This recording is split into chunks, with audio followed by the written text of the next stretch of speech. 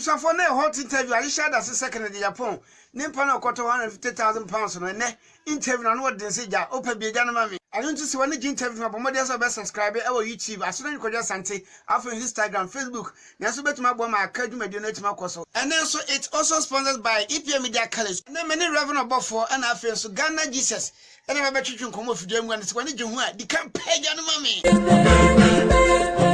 Abusu enche bia na revenue bofo Osofo Prekumanda takwa no wa keka nsem pi kire no ene na na ye ne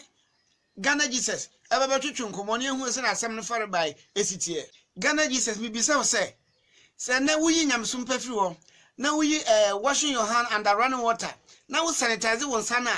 ade bi na to aso wo di fufuo ebere hu reverend bofo so kwa aso no ubisa ne se hemfa na wo kɔ na wo hwehwe to so sa wo ka so wo kwa aso ko bompa na wo ka se menyi woni ade ana afa ubisa no se onye wade ne de wo ka kire ne se ye se na mehwe esa wie ni na wo ka se mo maskane o onya nkoi enti wo bisa wo se asofo abofo mienu omo ya asofo Ghana ha no o metuma ba heaven na ya hope na wo ka se paradisi hwe kate afensu yam na asofo prekwasem no so ohun asofo preku pe ene wo ka se fom biemu da na afensu omo atwa se obasa ba wiwi nsa da gatam buruka Yesu moja nka omonim Prophet Bedukobi Yesu moja nka omonim TV Joshua Yesu moja nka omonim enti erade afensu mame money perfume bako efri se ensawe akai skapada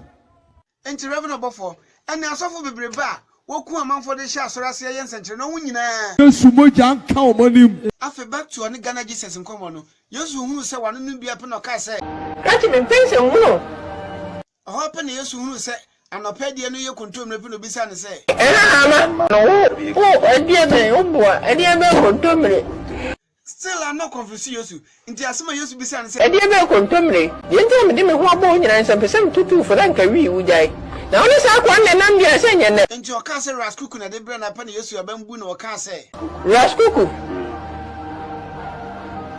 ani echire abusu ade interview ni se na fe bomode hu se EPM Media College aboyen afen so hihye mpenifo de aba no protocols ni di so ohronsa under running water na fe so sanitize wonsa no hu se bebe boa na quarantine wa no enso betuma boa me yetima di coronavirus so nkunim makra pega no mame